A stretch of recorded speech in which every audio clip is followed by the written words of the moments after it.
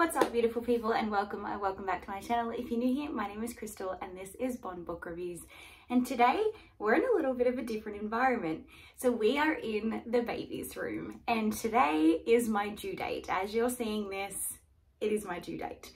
I'm pre-filming this obviously, but you guys are going to help me determine my baby's TBR.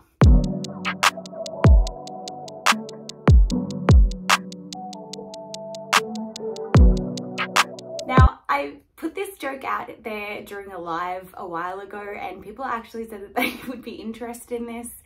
I wanted to put up something kind of semi-special on the baby's due date because I post a video every Friday and the baby is due on Friday the 10th, so today. Whether or not I'm actually in hospital at this current moment, I have absolutely no idea. It's currently 2 days until my due date and there's no sign of the train leaving the station, but who knows because babies come on their own accord. But today I have this amazing bookshelf behind me. I've had some very generous people in my life donate books. I've got some books from my childhood, including the Roald Dahl collection. I've got some that I've collected from book fairs. And I also even have some books that were on Anthony's bookshelf when he was younger that have been given to his brother and now back to us for the baby. So I'm just going to show you some of my potentials, I guess, and why I'm excited to read them to the child, why they were my favorites, why they were Anthony's favorites, and then you guys can vote down below on what you think I should prioritize reading to the child, I guess. I don't know how else to do this other than just sitting here. I don't really want to sit here and just be like, this is every single book that my child owns. So I'm just going to show you some of my faves, some of my potentials, some of the ones I haven't read yet that I'm really excited to potentially read. And you can let me know as well if there's any that you would suggest I add to the collection for the child if you yourself are a teacher or a mother or anybody who reads to children.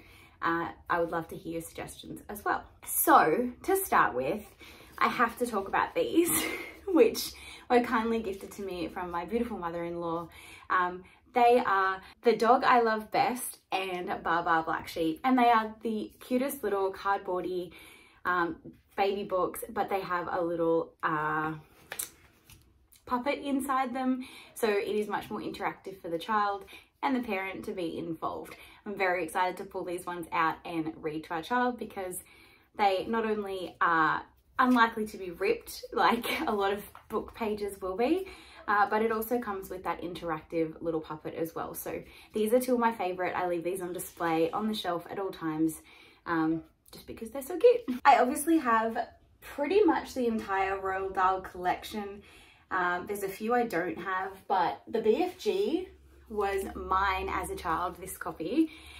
It was actually given to me by my grandfather for Christmas in 1999. I would have been 8 years of age. I have kept this on my shelf.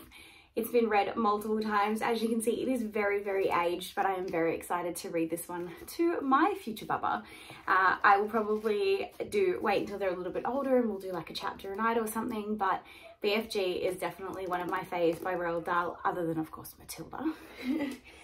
But that one is one that I've had on my shelf for a very long time. It was given to me by my grandfather. Another Roald Dahl that I hold very, very near and dear is SEO Trot, or Tortoise Backwards. This one, I don't know who was given to me, but I have definitely written in this. It is definitely very, very old and has been on my shelf for as long as I can remember. So I'm definitely very excited to read that one because that is one of my faves. From Roald Dahl is SEO Trot, BFG, Matilda, and the Twits. They would be like my 4 faves. And this copy of the Twits, which has been on my shelf for a very long time, was actually my sister's copy. It's got her name in the front. So it has been handed down generation to generation, and now my child will get to read it. So it's definitely very special. We obviously have plenty of these cardboard books that have been given to us, but my favorites would have to be I Love You, Stinky Face, which does sound really, really weird, but when you read into it, it is very, very cute, and I was surprised for how much I loved this one. I have read this to the child while it's been inside my stomach a couple of times, so I'm excited to read it when it is finally here. Obviously, Harry McClary. If you're a 90s kid, you know who this dog is. He's famous, and yeah, I'm very excited to be reading Harry McClary to my child and passing down those awesome stories that we experienced when we were kids. And another one that is from those 90s kids that everyone will know about is Who Sank the Boat by Pamela Allen.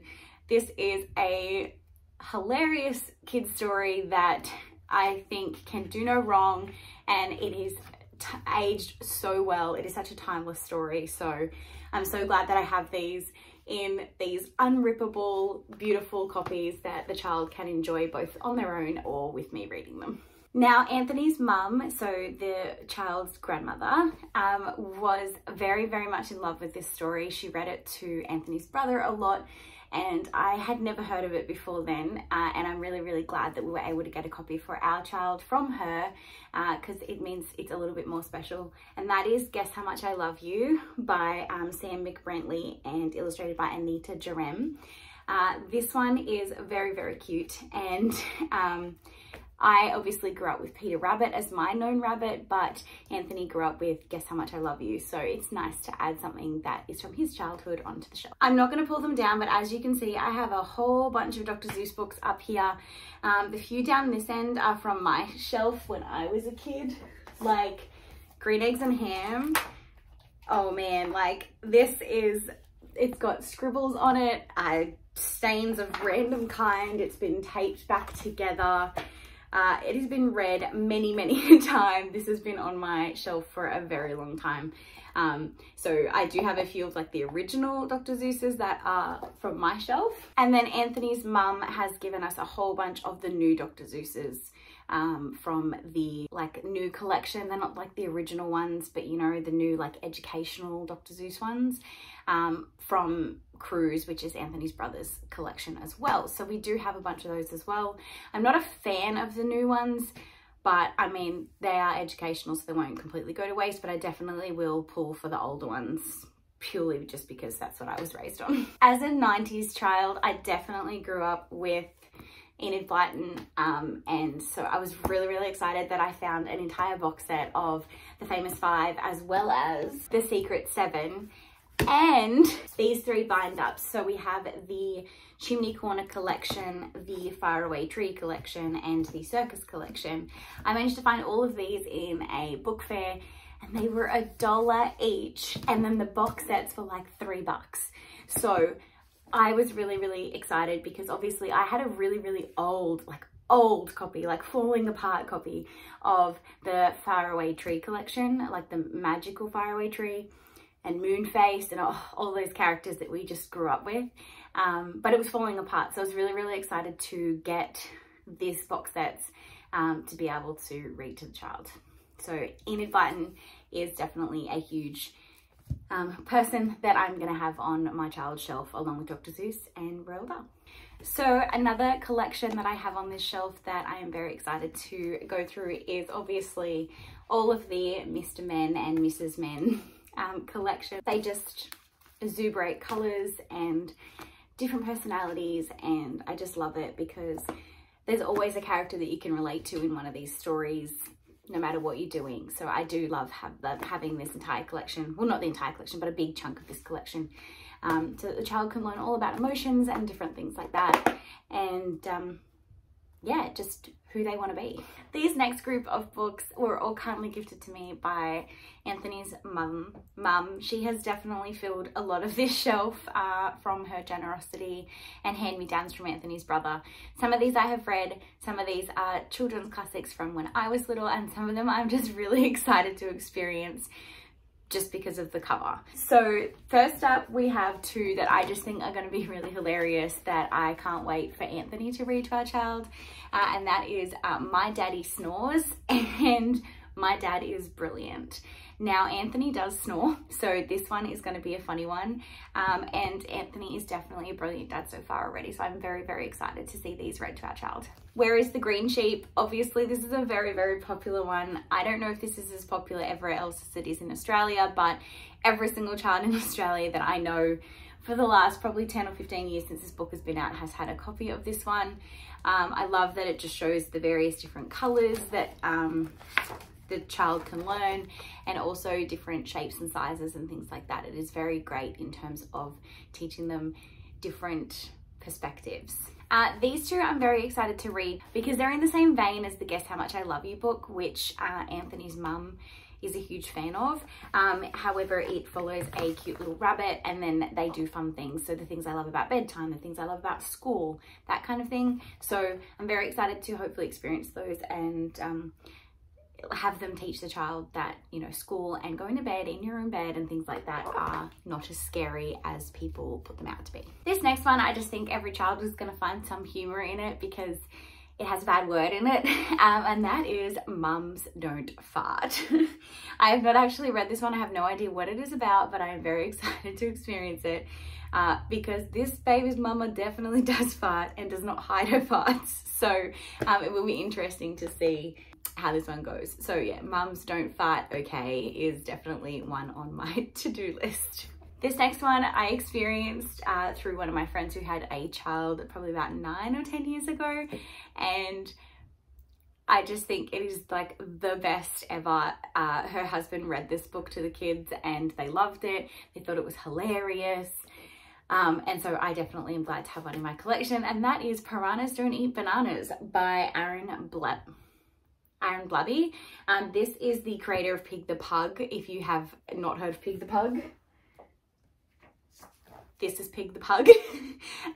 And all of his books are so creative and hilarious, and I definitely want to try and get like the whole collection. Now we have some originals that are very Australian and very much from my childhood. We have Wombat Stew by Marcia, Vaughn and Pamela Lofts. This is an Australian book that involves a lot of the Australian animals, and it's just very, very addictive. I remember reading this multiple times as a child. I remember you would go to the library and the librarian would be reading a giant version of Wombat Stew. So this is definitely one of my childhood ones that I'm carrying over for the child. And included with that is Possum Magic, which if you are from somewhere other than Australia, I highly recommend picking either of these up if you can get a hand on them, because they are amazing books for children and they've definitely stood the test of time, and they do give you that little insight into some other alternate culture that is not your own unless you live in Australia. If you live in Australia and you're a 90s kid, you've probably read both of these. And the last one that I'm going to mention in this collection of books is 10 Little Fingers and 10 Little Toes. My best friend sent this to me in a package that I got last week. I know that she read this to her kids and I'm very excited to read it to mine. So there you have it. They're just some of the highlights on our child's bookshelf, but you guys need to help decide the child's TBR. So vote below what you think I should prioritize reading to the child. And if you have any other recommendations that you think that I should get to add to the collection, I would love to hear your suggestions from all around the world, because obviously I only have what I experienced when I was a child and my Australian roots. So it would be really cool to find some children's books from around the world that you would recommend, that are either from your childhood or that you have read to your kids. And if you have made it this far and you don't have anything to drop in the comments, but you still want to say hi, then you can drop a possum emoji in the comments. If there's not a possum emoji, just drop some kind of a kangaroo or Australian animal in the comments down below. And until next time, guys, thank you so much for watching. Make sure you give this video a big thumbs up, hit that subscribe button if you haven't already. I would love for you to join the family. And until next time, happy reading.